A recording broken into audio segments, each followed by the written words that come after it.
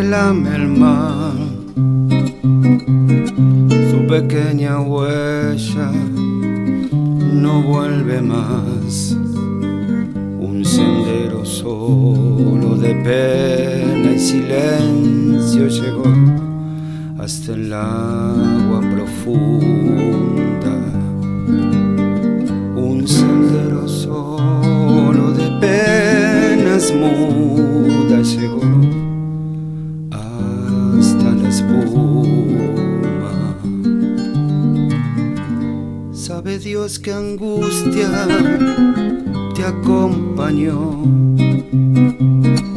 qué dolores viejos cayó tu voz para recostarte arrullada en el campo de las caracolas marinas. La canción que canta en el fondo oscuro del mar, la caracola. Te vas, Alfonsina, con tu soledad.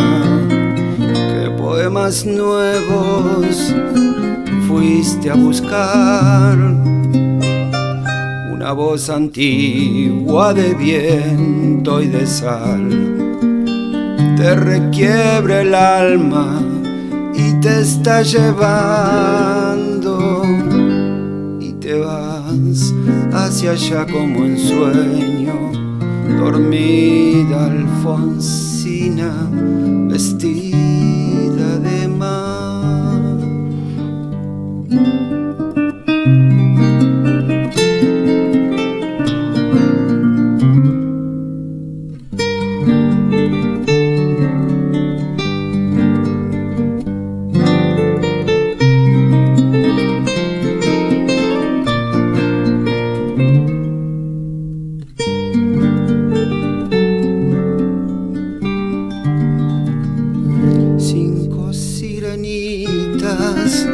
Te llevarán por caminos de algas y de coral, y fosforescentes caballos marinos harán una ronda a tu lado, y los habitantes del agua van pronto a tu lado. Bájame la lámpara un poco más, déjame que duerma nodriza en paz.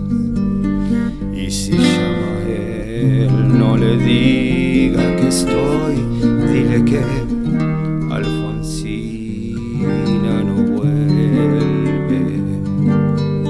Y si llama él, no le digas nunca que estoy, di que he ido.